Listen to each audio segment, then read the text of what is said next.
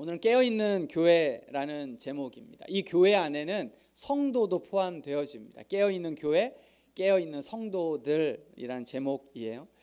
자, 우리가 계속 매 주마다 요한계시록을 조금 정리하고 있습니다. 자, 요한계시록은 세 개로 나누어져 있어요. 첫 번째, 요한이 본 것 뭐예요? 총 22장 중에 요한이 본 것, 제 목표는 여러분이 이렇게 딱 하다가 뭐예요? 딱 하면 딱 밑을 보는 게 아니라 그냥 저를 본 상태에서 딱 말씀하시는 것, 이게 제 목표입니다. 이루어 주실 줄 믿습니다. 자, 요한계시록 22장은 세 개로 나누어져요. 왜냐? 요한계시록 1장 19절이 그렇게 얘기하고 있기 때문에 그래요. 뭐예요? 내가 본 것, 그리고 지금 있는 일, 그리고 장차 있을 일, 될 일, 이 세 가지로 나누어진단 말이에요. 그럼 1장부터 22장까지, 자, 지금 본 것 몇 장이에요? 1장. 그리고 지금 있는 일 2장부터 5장까지, 그리고 장차 되어질 일 6장부터 22장까지. 그죠? 6장부터 22장까지예요.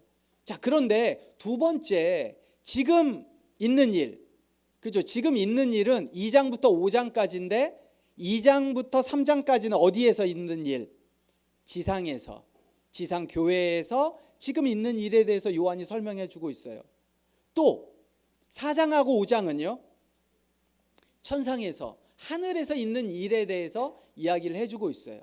그리고 6장부터 22장까지인데 심판은 몇 장까지예요? 심판은 18장까지. 그 심판이 뭐냐면 재림 전까지의 일이라고요. 그러니까 미래의 일이에요. 근데 누구 시점에서 미래? 요한의 시점에서 미래는 재림 전까지는 6장부터 18장까지가 재림 전까지, 19, 20, 21, 22일은 재림부터 시작해서 재림 후까지의 일이라고요. 이거 제가 언제까지 한다고요? 12월 말까지 한다고요. 매주 한다고요. 이제 입을 조금 띄시길 바랍니다. 아셨죠? 요렇게. 그래서 우리가 지금 하고 있는 게 6장부터 18장까지 세 개의 뭐를 하고 있어요? 심판에 대해서 이야기를 하고 있잖아요. 자, 세 개의 심판은 무슨 심판, 무슨 심판, 무슨 심판? 인심판, 나팔심판, 그리고 이제 대접심판이에요. 자, 그런데 그 인심판 안에 삽입되어져 있는 게 있었어요. 그게 뭐예요? 몇 장이에요? 몇 장이에요? 7장이죠. 그 내용이 뭔지는 이제 아셔야 되고, 자, 나팔 심판에 삽입되어져 있는 곳이 있어요. 그게 뭐예요? 몇 장이에요? 10장부터 11장 13절까지. 그죠? 이거 보셔야 됩니다. 이거 우리 요거 잘 편집해 가지고 우리 미디어 팀이 요거 하나만 한번 만들어 주세요. 그래서 계속 한 5분짜리로 듣게. 계속 그 머릿속에 매일마다 듣게. 그래야 좀 알게. 자, 나팔 심판의 중간에 삽입된 게 10장부터 11장 13절까지란 말이죠. 자, 이제 여기까지가 우리가 기존에 했었는데 제가 한 가지 여러분들에게 더 말씀드릴 겁니다. 인심판, 나팔 심판, 대접 심판은 각각 몇 개 심판일까요? 7개예요. 7개. 인심판도 7개, 나팔 심판도 7개, 대접 심판도 7개예요. 근데 그 7개 중에 6개는 특정한 심판인데 7번째는 특정한 심판이 아니에요. 7번째 심판은 다음 심판으로의 전환이에요. 그러니까 인심판이 6개까지 떼어질 때는 각자의 심판이 있거든요. 근데 인심판의 7번째 인이 딱 떼어지면 그게 바로 나팔 심판으로 전환되어지는 거예요. 나팔 심판의 7번째 나팔이 울리면 특정한 심판이 아니라 대접 심판으로 이동이 되어지고 전환되어지는 게 특징이란 말이에요. 자, 그러면 11장의 7번째 나팔이 딱 울리면 바로 대접 심판으로 가야 돼요. 그 대접 심판이 15장이거든요. 그러면 11장에서 바로 15장으로 넘어가야 되는데 12, 13, 14장이 중간에 끼워 있어요. 그럼 이게 뭐예요? 이게 삽입되어져 있는 거예요. 그러니까 인심판 안에 중요한 게 7장이고 나팔심판은 나팔심판 안에 끼워 들어와 있는 게 10장에서 11장 13절이라면 인, 나팔, 대접심판 세 개의 심판 안에 중간에 끼워 들어온 게 12, 13, 14장이에요.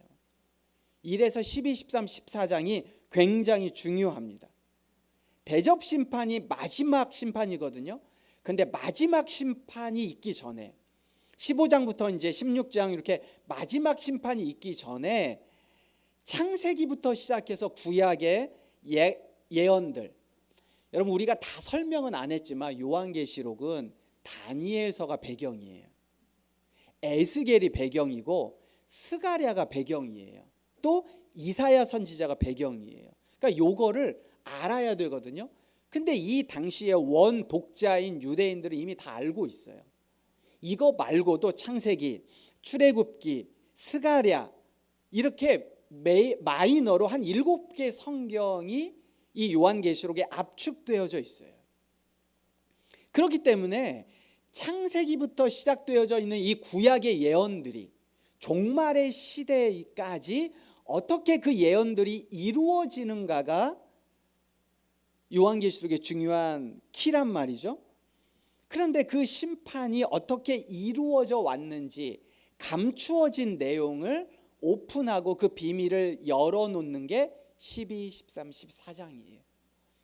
창세기부터 하나님의 예언이 사실 3장 15절에 여인의 후손을 통해 사단의 머리가 박살난다는 그 원시 복음부터 창세기부터 쭉 이어져 오는 구약의 예언과 언약의 성취들이 어떻게 종말의 시대까지 이루어질 건지, 그리고 도대체 지금까지 어떻게 감추어진 내용이었는지 그것을 요한을 통해 밝히 보여주는 게 12, 13, 14장이라는 거예요.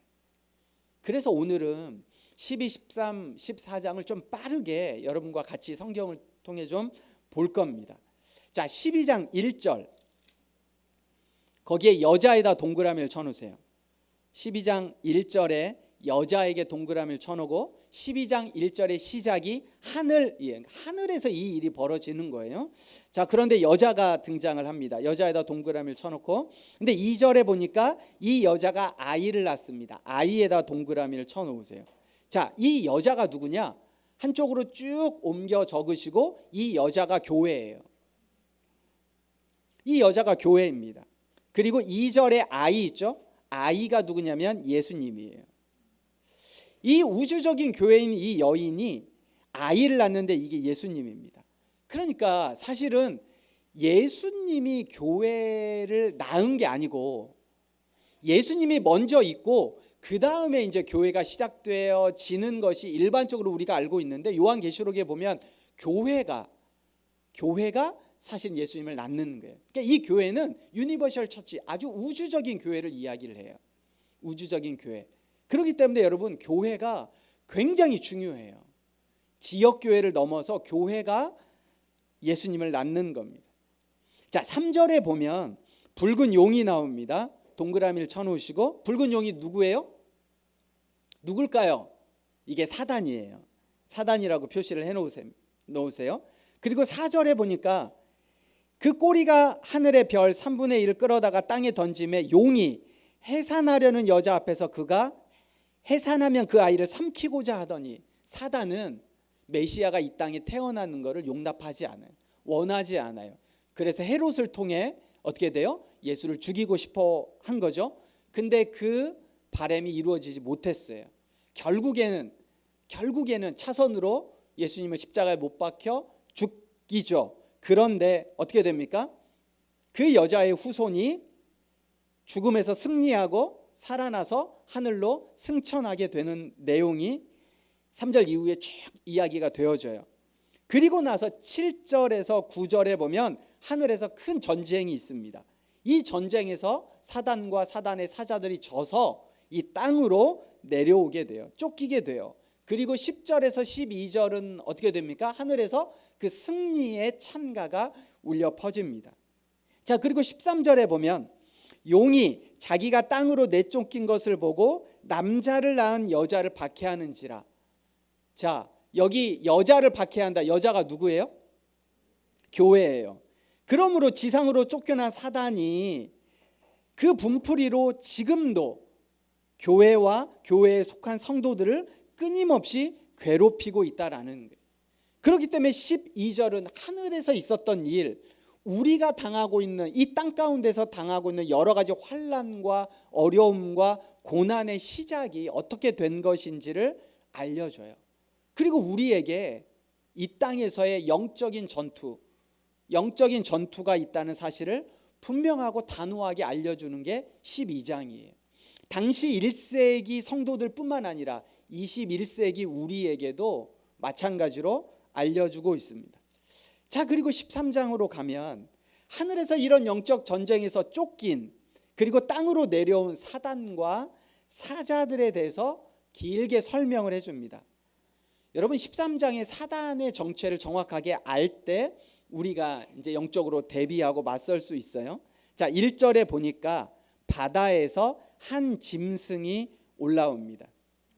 자, 그런데 그 짐승에게 2절에 내가 본 짐승은 표범과 비슷하고 그 발은 곰의 발 같고 그 입은 사자의 입 같은데 용이, 여기서 용은 누구를 얘기해요? 12장에서 하늘에서 쫓긴 사단을 이야기한단 말이죠. 이 사단이 자기의 능력과 보좌와 큰 권세를 그에게 주었더라. 바다에서 올라온 짐승에게 권세를 주었습니다. 자, 그 권세를 가지고 능력을 베풀자 사람들이 뭐라고 이야기를 해요? 4절 같이 한번 읽어볼까요? 4절 시작. 용이 짐승에게 권세를 주므로 용에게 경배하며 짐승에게 경배하여 이르되 누가 이 짐승과 같으냐? 누가 등이 이와 더불어 싸우리요 하더라. 누가 그런 얘기를 할까요? 사람들이 그런 얘기를 하는 거예요. 이 짐승보다 힘센 자가 어디 있고 누가 감히 이 짐승과 맞서 싸우겠느냐라고 하면서 사람들이, 미혹당한 사람들이 그 사단과 그 짐승들을 따르기 시작합니다. 또 이 짐승은 42달 동안 하나님을 향하여 비방하고 교회와 성도를 대적해요. 이 요한계시록에 나와 있는 42달, 1260일, 한때, 두때, 반때, 이런 거는 예수님의 초림부터 재림까지의 큰 상황을 이야기해 주고 있어요. 자, 두 번째는 13장 11절이에요. 또 한 짐승이 등장을 합니다. 근데 그 짐승은 어디에서 올라와요? 땅에서 올라와요. 그도 큰 이적을 베풀죠. 근데 이 두 번째 짐승이 하는 일이 있습니다. 14절에 보면 같이 한번 읽어볼까요? 짐승 앞에서 받은 바 이적을 행함으로 땅에 거하는 자들을 미혹하며 땅에 거하는 자들에게 이르기를 칼에 상하였다가 살아난 짐승을 위하여 우상을 만들라 하더라. 이 짐승이 바로 첫 번째 짐승이에요. 그러니까 두 번째 짐승이 하는 역할이 뭐냐면 첫째 짐승을 사람들이 경배하도록, 그 짐승만을 섬기도록 미혹하고 이야기하는 게 두 번째 사단의 목적이자 이야기입니다. 그 눈에 보이는 걸로 미혹해요. 그리고 나서 여러분 18절에 보세요. 자, 17절 18절에 보니까 누구든지 이 표를 가진 자 외에는 매매를 못하게 하니 이 표는 짐승의 이름이나 그 이름의 수라. 그리고 18절에 지혜가 여기 있으니 총명한 자는 그 짐승의 수를 세어보라. 그것은 사람의 수니 그의 수는 뭐예요? 666이니라 라고 되어 있는데, 요거는 게마트리아라는 이제 히브리인들의 아주 중요한 어떤 이제 습관이나 관습이 있어요. 이 게마트리아, 이게 뭐냐면 히브리어는 숫자가 없어요. 히브리는 숫자가. 그러니까 히브리어는 히브리어 자체가 숫자로도 쓰이는 거예요. 그러니까 이 히브리어 문자를 숫자로도 바꿀 수 있는데 이 666이라는 숫자가 무슨 문자냐면 시저 네로예요. 황제 네로라는 이 히브리어를 쓰면 그거를, 히브리어는 글자이기도 하고 뭐이기도 하다고요? 숫자. 이게 게마트리아예요. 게마트리아. 그들이 그렇게 써요. 따로 숫자를 아라비아 숫자를 쓰지 않고 히브리어로 숫자를 쓴단 말이죠. 계산을 해요. 그럴 때 우리는 이게 이제 번역이 되어서 666이지만 이거를 히브리어 원어로 보면 뭐라고 읽을 수도 있다고요? 시저 네로, 황제 네로라고도 읽을 수 있다. 이 게마트리아. 그러니까 이 666이 아무런 무슨 의미가 아니에요. 그래서 여기에 있으면 지혜로운 자는, 총명한 자는 이 숫자의 의미, 이걸 조금 더 풀었으면 이 말에 지혜 있는 자는 이 숫자의 의미를 알 수 있다라고 기록되어 있어요. 그러니까 누구에게 이야기하는 거예요? 유대인들에게 이야기하는 거예요. 이렇기 때문에. 그래서 13장은 뭘 얘기하냐? 사단과 그의 사자들에서 이야기를 해요. 하늘에서 쫓긴. 자, 그런데 우리가 조금 밑줄을 그어 놓아야 되는 게 13장 3절, 12절, 14절을 한번 보세요. 13장 3절에 보면 그의 머리 하나가 상하여 죽게 된 것 같더니 그 죽게 되었던 상처가 나음에 온 땅이 놀랍게 여겨 짐승을 따르더라. 그러니까 이 상처가 어디서 났어요? 하늘에서의 전쟁의 패배에서 이 땅으로 내려올 때 난 상처란 말이죠. 누구에게? 사단에게, 용에게, 그리고 첫째 짐승에게, 둘째 짐승에게 동일한 거예요. 그런데 이게 조금씩 회복되어지는 거예요. 12절도 보세요. 그가 먼저 나온 짐승의 모든 권세를 그 앞에서 행하고 땅과 땅에 사는 자들을 처음 짐승에게 경배하게 하니 곧 죽게 되었던 상처가 나은 자니라. 14절도 한 번 더 반복됩니다. 짐승 앞에서 받은 바 이적을 행함으로 땅에 거하는 자들을 미혹하며 땅에 거하는 자들에게 이르기를 칼에 상하였다가 살아난 짐승을 위하여 우상을 만들라 하더라. 여러분, 이 세 번에 걸쳐서 상처가 회복되어졌다라고 이야기를 해요. 어디에서 받은 상처? 하늘에서 받은 상처가 땅에서 회복되어졌어요. 그러면 이게 영적인 회복을 이야기할까요? 그렇지 않아요.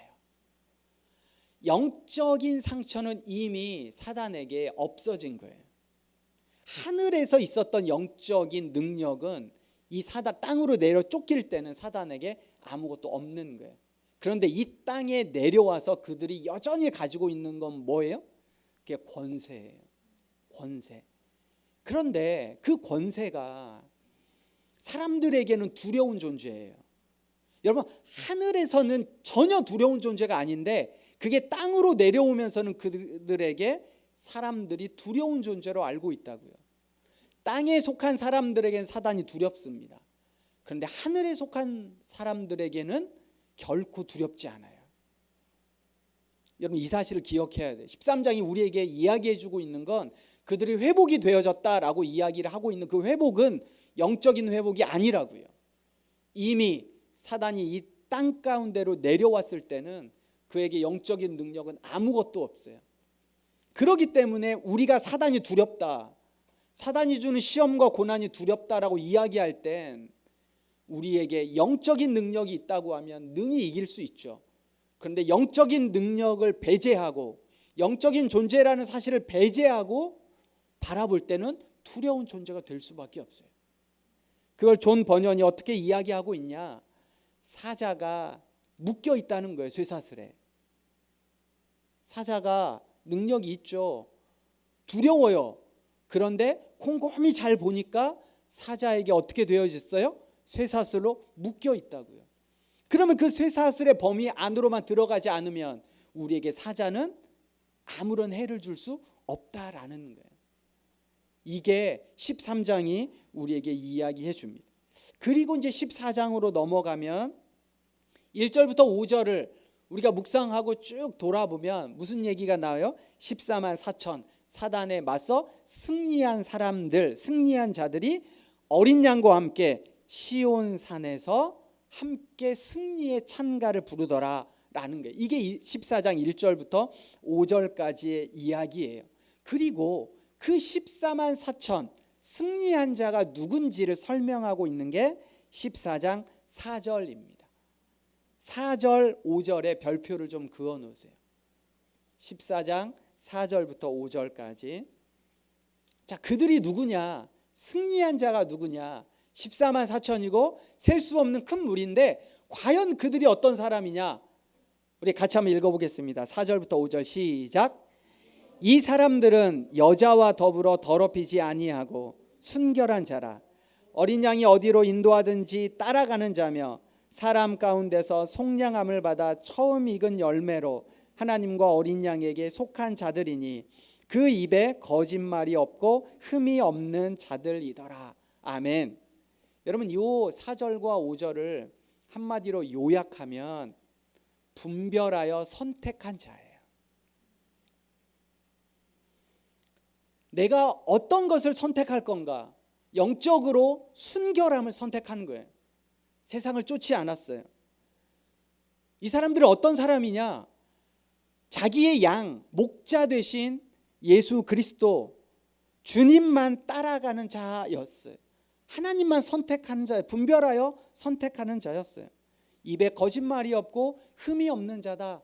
거짓이 아니라 진리만을 분별하여 선택했던 자다라고 이야기를 하고 있어요. 그리고 마지막 이제 14장을 넘어서 15장의 마지막 대접 심판 전에 우리가 오늘 본문 말씀으로 읽은 15장 2절에서 4절이 이렇게 이야기를 해요. 제가 읽습니다. 또 내가 보니 불이 섞인 유리 바다 같은 것이 있고 짐승과 동그라미, 그의 우상과 동그라미, 그의 이름의 수를 동그라미 이기고 벗어난 자들이 유리 바닷가에 서서 하나님의 검은고를 가지고 하나님의 종 모세의 노래 어린 양의 노래를 불러 이르되 라고 3절 4절이 이렇게 이야기해요. 이미 승리한 자들이 짐승과 그의 우상과 그의 이름의 수를 이기고 난 하나님의 사람들이 마지막 대접 심판 전에 찬양하고 하나님을 경배하는 내용이 15장 2절에서 4절까지의 이야기입니다. 이게 인심판, 나팔심판, 대접심판 6장부터 18장까지 전체 심판 안에 들어가 있는 삽입의 내용이에요. 그리고 이걸 요한에게 보여주신 이유가 있죠. 창세부터 종말의 시간까지 그 일이 어떻게 여기까지 진행되어져 왔는지, 어떻게 이 땅에 환난이 있고 고난이 있고 어려움이 있는지 우리가 생각하는 거예요. 아니, 하나님을 믿는 사람들은 시련이 없어야지. 하나님을 믿는 사람들은 하나님이 막아주셔야지. 그런데요, 이 12장, 13장, 14장을 통해서 하나님이 우리에게 말씀해 주시고 있는 건 우리가 겪는 그리스도인으로서의 고난과 어려움은 영적 전쟁 중에 있기 때문에 당연하다라는 거예요. 오히려 고난과 어려움이 없다? 영적으로 고난이 없다? 이게 더 문제라는 거예요. 이게 더 문제예요. 우리가 지금 영적 싸움을 싸우고 있는데 어디서부터? 하늘에서부터. 도대체 이 사단은 어디에서 내려온 거고, 그리고 그 사단들은 왜 우리를 이렇게 공격하고 우리를 이렇게 힘들게 하는 건지, 하나님의 백성들에게는 왜 이렇게 박해하는 건지, 이 이유에 대해서 언제부터요? 창조부터 종말에 이르기까지 계속해서 공격되어지는 이 영적 싸움에 대해서, 그리고 그 실체를 분명하게 이야기해 주는 거예요. 내가 잘못해서? 아니요. 이게 영적인 거라는 거예요. 영적인 거라는 거예요. 여러분, 먹고 사는 문제에 어려움이 있습니다. 직장에 어려움이 있어요. 미래에 대한 두려움이 있어요. 도대체 그 실체가 뭐냐? 우리에게 오는 걱정과 근심과 두려움의 실체가 뭐냐? 이 사실을 우리가 알아야 된다. 이 실체를 모르고는 계속 다른 것을 통해서 이 문제를 해결해 보려고 그래요. 먹고 사는 문제 어떻게 해야지?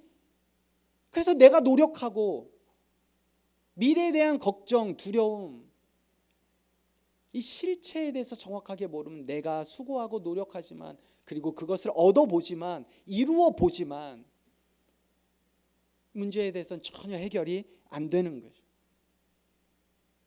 땅에서 사단이 첫째 짐승에게 권세를 줬습니다. 둘째 짐승에게도 권세를 줬어요. 그리고 그들이 이적을 베풉니다. 근데 성경에 이적이라고 나와 있는데 모든 신학자들이 공통적으로 이적보다는 표적이라는 단어가 맞다라고 얘기해요. 이적보다는 표적이라는 단어가 맞다라는 겁니다. 여러분, 표적은 뭐냐면 표지판이에요. 표지판. 표지판은 뭘 얘기해요? 표지판. 이쪽으로 가세요, 이쪽으로 가지 마세요. 이 표지판이에요. 표지판 자체가 능력이 있을까요? 표지판 자체는 능력이 없어요. 근데 이쪽으로 가세요라고 써놨을 때 사람들이 그쪽으로 갑니다. 이쪽으로 가지 마세요라고 하면 그쪽으로 안 갑니다. 그러면 표지판이 능력이 있는 게 아니라 내가 이쪽으로 가는 사람, 가지 않는 그 사람의 선택이 중요한 거예요. 사단은 능력이 있지를 않아요. 그냥 표적을 보여주는 거예요. 표적을. 그것 자체가 능력이 아니라고요. 능력은 뭐예요? 선택한 나예요. 내가 어떻게 선택할 건가라는 겁니다. 더 많이 가지고 있고 그럼 부럽죠. 잘 되는 사람들이 있으면 부러워요. 그런데 그게 우리를 그렇게 진짜로 행복하게 하느냐라는 거예요. 내가 무엇을 선택할 거냐, 오히려 그 선택이 더 능력이라는 겁니다. 14장의 영적 전투 중에 이미 승리가 결정되어졌다는 사실을 여러분 기억해야 돼요. 오늘날 이 12장, 13장, 14장의 말씀이 우리에게 주는 건 오늘 우리 시대에 신앙적으로 바라볼 때 가장 연약하고 아쉽고 부족한 것 하나를 꼽아보라고 하면 영적 둔감력이에요. 어떤 시대보다 영적으로 관심이 없는 게 이 시대입니다. 왜냐하면 물질이 너무나 많아요. 너무 풍족해요. 여러분, 가장 큰 우상이자 가장 큰 위협은 유물론입니다. 물질이에요. 우리 모두가 다 물질에 관심이 있어요. 모든 것은 다 물질로 이루어져 있고 내가 보이는 것, 그리고 그 실체, 여기에 사람들이 다 관심이 있어요. 영적인 것, 보이지 않는 것에 관심이 없습니다. 보이지 않는 것, 물질이 아닌 것은 다 허상이고 가짜이고 사람들의 생각이고 상상력이고 신앙이 그런 것, 성경이 그런 것, 믿음이란 건 다 사람들이 만들어낸 거야 라고 생각해요. 그렇기 때문에 오늘날 가장 큰 위협은 영적으로 우리가 민감하지 않는다라는 겁니다. 여러분, 로마는 1세기 지중해 패권을 차지한 이후에 엄청난 노예들이 제국 안으로 들어옵니다. 로마 안에 노예가 30% 이상이 있었던 때가 있다고 할 정도로 로마에 노예가 들어오게 돼요. 팍스 로마라는 것들 때문에 값싼 농산물이 북아프리카에서 로마 제국으로 밀려 들어옵니다. 어떻게 될까요? 노예들을 통한 대농장들이 만들어집니다. 지주들이 만들어지고 귀족들은 아주 값싸게 돈을 벌게 되죠. 뭐가 문제가 돼요? 일반 농민들이 몰락하게 됩니다. 가격 경쟁을 할 수가 없어요. 그러다 보니 계속해서 대지주의 소작농으로 전락합니다. 소작농으로 전락하거나 그렇지 않으면 도시 빈민으로 끊임없이 도시로 몰려 들어가요. 1세기 로마 제국이 그래요. 그리고 났더니 어떻게 돼요? 도시화가 급격하게 팽창이 되면서 경제는 커집니다. 국가는 부강해지죠. 끊임없는 값싼 농산물이 들어오고 노예들이 들어와서 되어지니 그 경제 성장, 그러나 그 한편에 사회 양극화가 벌어져요. 그래서 그 1세기 로마를 이야기하는 단어가 있습니다. 이게 빵과 서커스예요. 도시 빈민들에게는 빵을 제공해주면 그들은 조용합니다. 그리고 귀족과 지주들, 가진 자들을 위해서는 많은 서커스, 오락, 그래서 공중 목욕탕이 그때부터 지어지기 시작합니다. 전차 경주를 하게 되죠.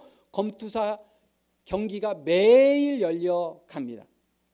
바울 서신에 보면 당시에 이런 문화적인 영향들, 그리고 그 영향에 빠진 교회, 그리고 바울의 고뇌가 바울 서신에 고스란히 담겨져 있습니다. 이 상황 속에, 이 1세기 상황 속에 여러분 1세기 당시의 상황이 우리와 다를까요? 재밌는 게 너무 많아요. 유튜브, OTT 재밌는 게 너무 많아요. 볼거리, 오락거리 너무너무 많아요. 성경을 읽지 않아요. 아침에 일어나면서 밤 늦게 핸드폰으로, 일어나서 핸드폰, 지하철에서 핸드폰, 다 게임, 웹툰, 미디어, 잠자기 전에 수많은 재미있는 컨텐츠들, 오락거리. 그래서 사도 바울이 이야기하는 거, 깨어 있으라. 종말의 시대가 오면 물질, 오락, 재미, 육체. 여러분 우리나라에 올해 들어와 있는 마약의 수가 몇 가지인지 아십니까? 마약? 전 세계 미국에서 마약 통계를 내봤는데 그 마약 통계가 몇 개인지 아세요? 1,300개 마약이 있답니다. 저 깜짝 놀랐어요. 우리나라에 들어와 있는 마약의 숫자가 600가지입니다. 아셨어요? 저는 한 10가지에서 많으면 20가지 이렇게 생각했거든요. 600가지랍니다. 그걸 어떻게 조사하냐? 하수도 종말 처리장에서 그거를 조사를 한대요. 향정신성 이렇게 분류돼. 그게 600가지랍니다. 우리나라에 좀 들어와 있는 게. 향락의 끝판이에요. 계속 이렇게 가져요. 이런 시대 속에 우리가 어떻게 살아가야 될 것인가? 말씀을 통해 도전하고 권면하며 말씀을 마무리합니다. 우리에게 영적인 관심이 있는가? 나에게 영적인 욕심이 있는가? 얼마나 많은 놀거리, 얼마나 많은 즐길거리, 얼마나 많은 오락거리가 우리에게 있는지 저뿐만 아니라 우리 모두 알고 계시죠. TV만 틀면 넷플릭스, OTT에 수많은 게 쏟아져 올라옵니다. 근데 여러분 영적인 것에 욕심을 내셔야 돼요. 우리가 영적인 부분에 욕심을 내지 않으면 결국 종말의 시대에 우리가 어떻게 살아가야 될지, 이 심판 앞에 어떻게 살아가야 될지 요한이 말씀을 통해 우리에게 가르쳐 줍니다. 개인적이든 친구 사이든 부부든 연인이든 산책할 때, 식사할 때, 시간을 보낼 때 대화의 주제가 뭐지? 라고 한번 생각해 보세요. 지난 한 주간 아니면 한 달 동안 나와 가까이 있는 사람과 함께 이야기할 때 나의 대화의 주제가 뭐였을까? 영적인 것에 대해서 우리가 한번 이야기를 해봤나? 나는 영적인 문제를 같이 이야기하고 나눌 만한 그룹이 있나? 친구가 있나? 내 스스로는 시간을 어떻게 보내지? 앞에서 다루지 못했어요. 제가 이 설교 때는 다루지 못했는데 계시록 5장과 8장에 보면 성도들의 기도가 굉장히 계시록의 키가 되어집니다. 말씀에 계시록 5장과 8장에 보면요, 성도들의 기도가 천사의 손을 통해 하나님 앞에 직접 올라갑니다. 그리고 금 대접의 기도에 향이 가득하게 쌓여져요. 여러분 하나님 앞에 우리가 드리는 기도가 하나도 땅에 쏟아지지 않아요. 대접에 가득 채워집니다. 그리고 헛되이 사라지지 않아요. 그것을 하늘에서 요한이 봅니다. 그리고 성도의 부르짖음에 대한 기도의 응답을 하나님이 반드시 하십니다. 그리고 그 금 대접에 어느 정도에 찼을 때 그 기도의 대접이 쏟아졌을 때 그때 심판이 시작되어져요. 성도의 기도, 하나님과의 사귐, 이게 얼마나 중요한지 사실 요한계시록이 우리에게 이야기해 주고 있다는 겁니다. 기도를 통해 개인적으로 하나님과 깊이 있는 시간을 보내시기 바랍니다. 영적인 사귐을 통해 하나님과 깊이 있는 시간을 보내시기 바랍니다. 영적인 것에 욕심을 가지시기 바랍니다. 우리가 영적인 존재라는 사실을 여러분 기억하셔야 돼요. 이게 12장, 13장, 14장이 우리에게 심판의 큰 스토리 안에 우리에게 삽입되어져서 말씀하고 있는 내용입니다. 이 시간 함께 기도할까요?